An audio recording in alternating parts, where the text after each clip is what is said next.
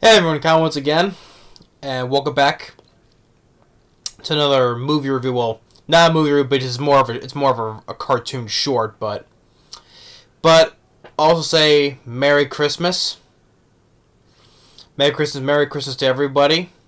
Enjoy like with Thanksgiving. Please enjoy Christmas times with your family and friends, and enjoy all the wonderful gifts that family around you with a Christmas tree and everybody else, everything in between, But once again, Merry Christmas to everybody, So I wanted to review this. It's a cartoon. It's a short cartoon that I watched a couple of times when I was a kid, and I haven't watched this cartoon up until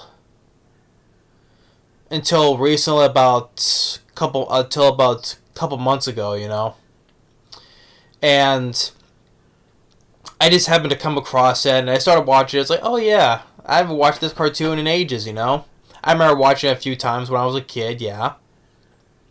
And it's an old cartoon from 1936, so it's very old, near almost short of 100. Well, 1936, but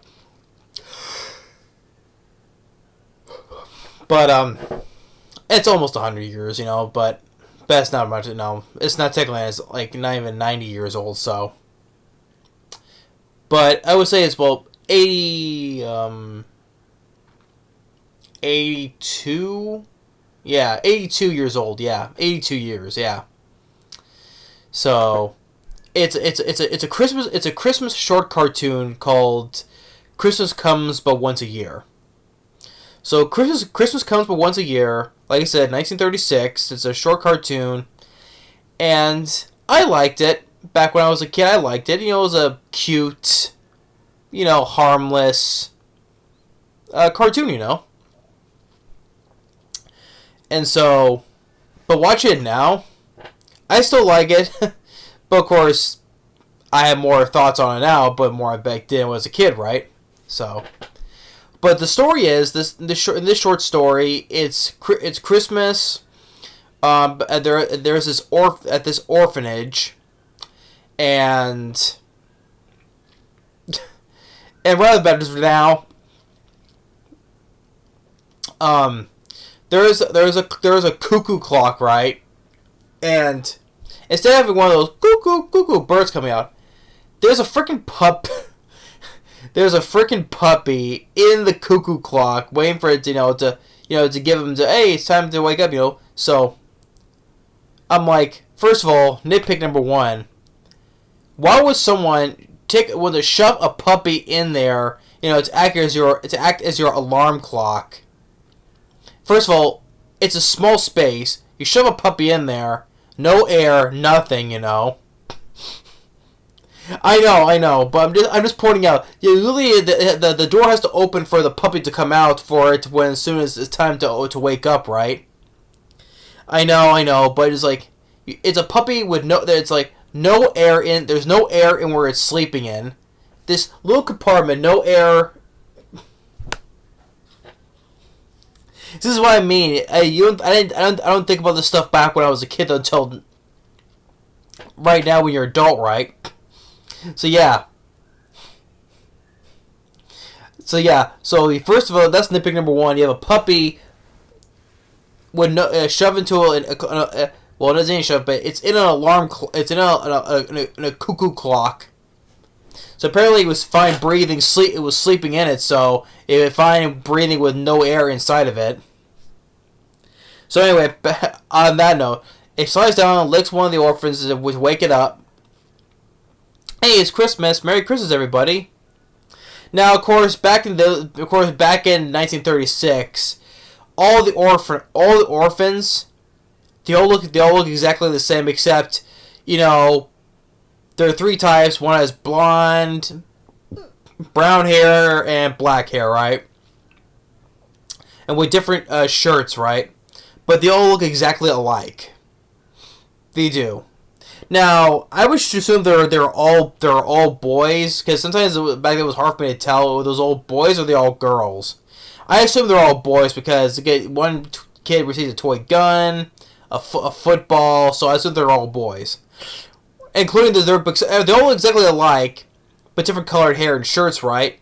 Except for this one who has basically no hair and wearing a white overall shirt. It's kind of like a little kid version of Dopey because he's always tripping over his own clothes and he has no hair, right? So, and they're all singing the song, you know, the title. Christmas comes by once a year, now it's here, bringing lots of joy and cheer, tra-la-la-la-la. They all get their gifts, their presents, from their stockings. Like some of the toys, you can think, how would they all be able to fit in stockings, though, but, like I said, it's an old cartoon, give leniency on it.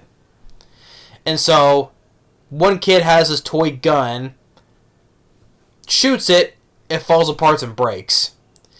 So basically, all these orphan kids, they get basically, you know, I know again, they're orphanage. The way their orphanage looks, because when we see the inside their orphanage, it's not the best looking. It's basically run down.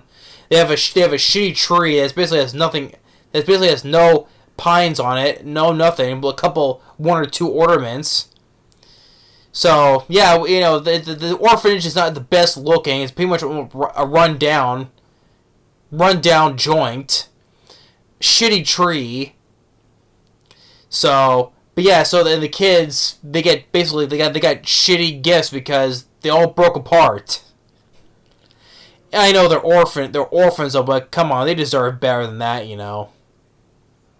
So yeah, so the gun breaks. There's another one that was blowing up this football. It pops.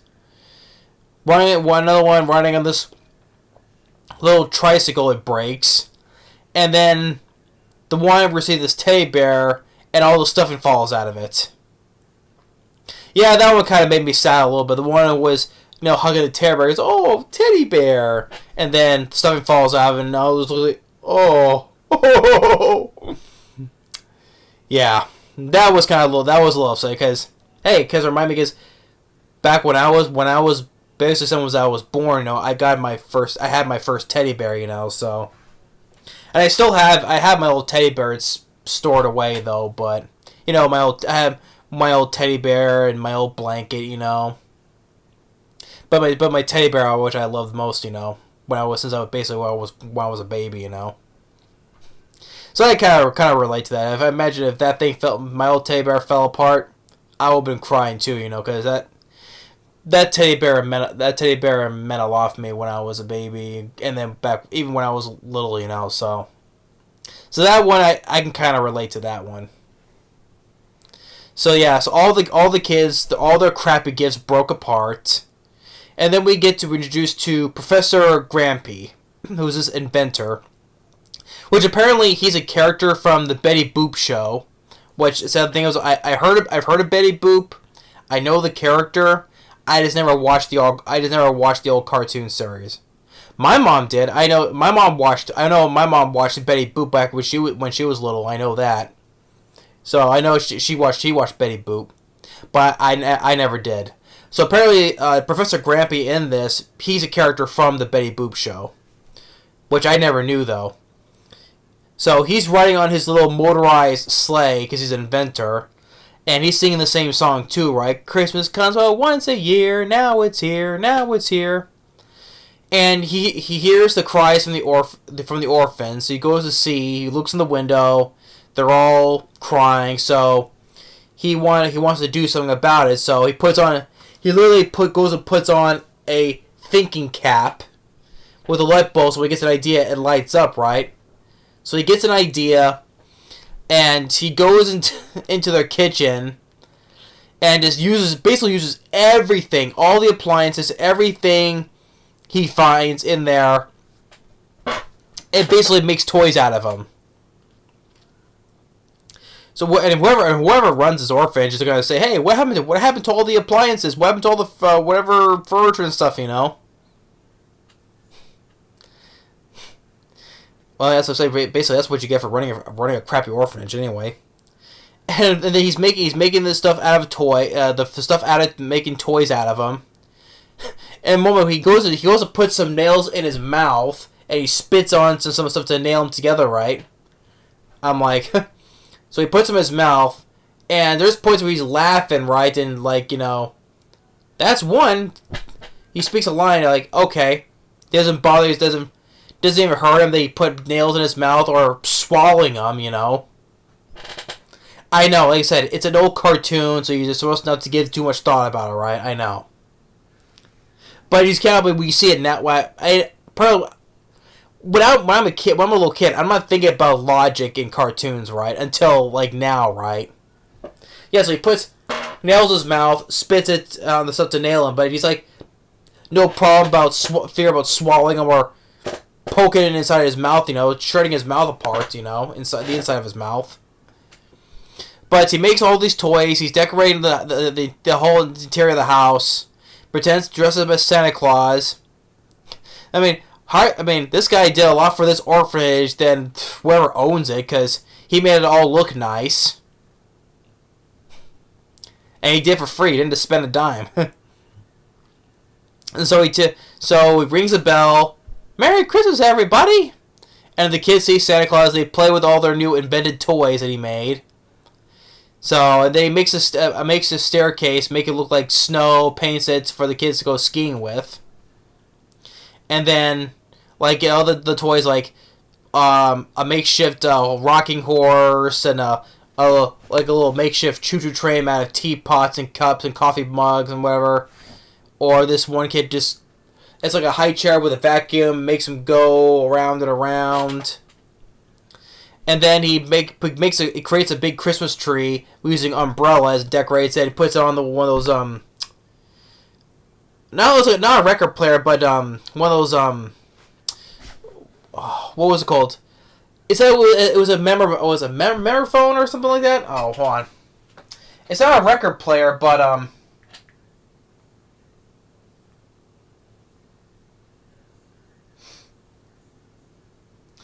a phonograph. Phonograph, that's what it is. A phonograph. Because one of those had those big horn tubes and I had to listen to music with. Yeah, a phonograph. And he puts it on top of that to make it spin, right? So everyone they all start singing the song again, And then ends with a greeting card stamp, holiday greetings. So yeah. It's a short cartoon. It's only about 8 minutes long, so it's not. Like I say, it's an easily fast-paced cartoon because it's only 8 minutes. So, but yeah, overall, I still like the cartoon. It's a short, sweet, harmless Christmas story. I mean, of course, the animation from back then, from 1936. Give it time. It was good to see like an old cartoon series from back then, Which I reviewed Wizard of Oz not that long ago, this came out 3 years before Wizard of Oz came out, so. And like the stuff they had, I always wonder the stuff they did back then, like making old cartoons like this, and then of course I mentioned how about the Wizard of Oz and how they made that film and all the stuff they did with it, the production stuff, Yeah, it was good to see how they did those things back then, But anyway, Christmas Comes Once a Year from 1936. It was a short, sweet, harmless cartoon series, As I said, Professor Grampy from Betty Boop, which I don't know anything about though. So, but okay. Like I said, he just takes nails in his mouth and with not fearing about swallowing, not hurting his mouth or anything, but. I know it's an old cartoon. Like I said, it's a cartoon, but you're not supposed to look too deep into that, right? Because it's a cartoon. Yeah, but you just can't help it but think about stuff. Like that, like in the Cuckoo Clock, you have a puppy sleeping in it with no air whatsoever until it opens up, I'm like... So yeah, they put a puppy in there and just close it the whole time until it's time to wake the orphan kids up, So, I'm like... it's like I know it's a completely different thing though, but I was thinking of another thing that was kind of like almost in that type of scenario, but it's different. But But it's like you just can't. I just can't help on that, laugh on that part. You know, can't have an well. Was it the orphanage is probably shitty. They can't even afford to put a bird for a cuckoo clock. You know, no. Let's just put a real puppy in there and make it as the cuckoo bird. So. But yeah, but overall, yeah, and like I said, all the kids look exactly alike, you know, except for that one that was wearing white but with no hair. But yeah, it was good to see this old cartoon again, you know. I said I watched it a few times back when I was a kid, you know. But it's still, I said, it was still very nice, cute little harmless cartoon, old cartoon from back then, you know. So yeah, so that's Christmas comes but once a year. Thanks for watching. Once again, like I said, Merry Christmas, and to all, a good night. Until next time. Later. Once again, Merry Christmas from me to you in 2024. Later.